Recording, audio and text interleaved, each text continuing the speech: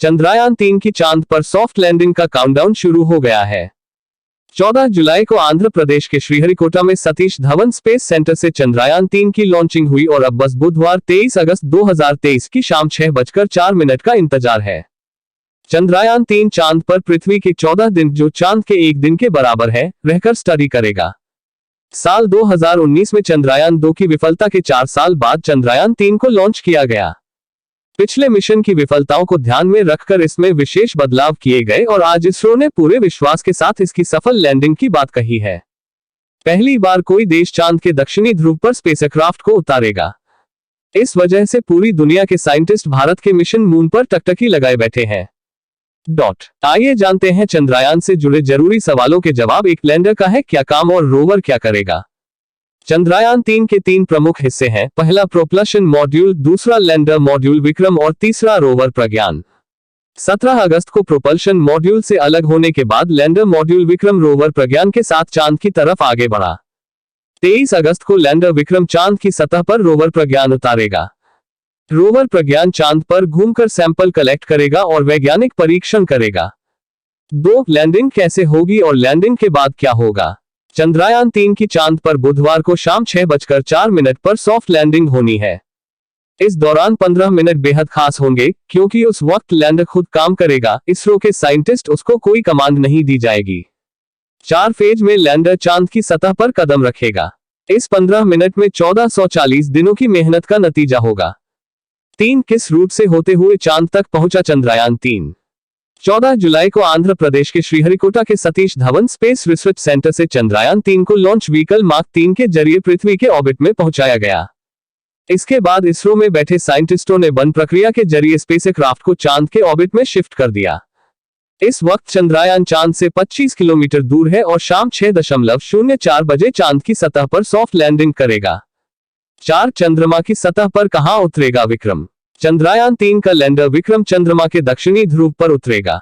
आज तक किसी देश ने साउथ पोल पर चंद्रमा की सॉफ्ट लैंडिंग नहीं की है। 5. मून मिशन पर कितने दिन काम करेगा इसरो? चंद्रयान-3 चांद पर एक लूनार मतलब 14 दिन रहकर काम करेगा और यहां पानी की खोज, खनिज की जानकारी और भूकंप, गर्मी एवं मिट्टी की स्टडी करेगा। एक लूनार यानी चांद पर एक दिन पृथ्वी के 29 दिनों के बराबर होता है।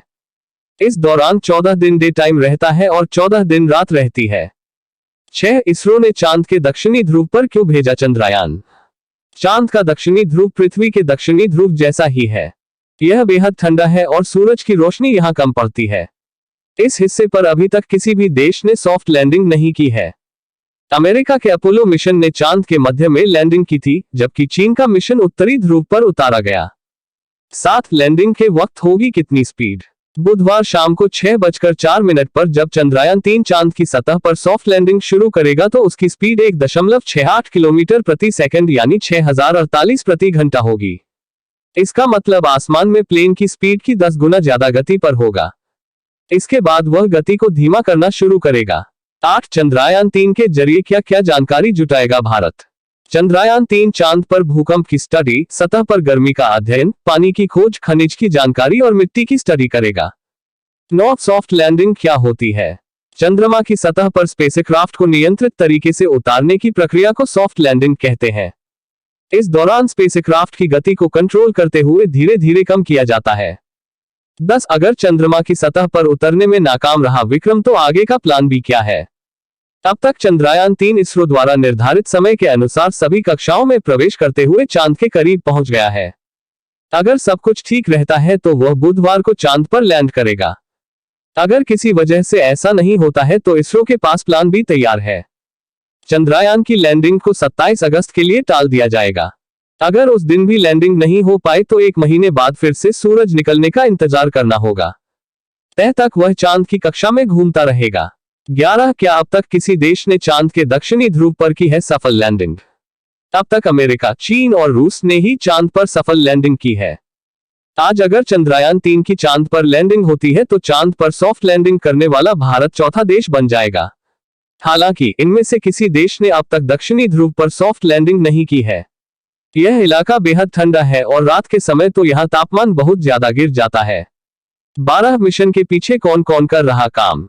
भारत के महत्वाकांक्षी मिशन मून के मास्टरमाइंड और इसरो के चेयरमैन एस सोमनाथ के अलावा P Veeramuthuvel, S Unnikrishnan Nair, S Sankaran और एस राजराजन समेत अन्य अधिकारी मिशन का हिस्सा हैं।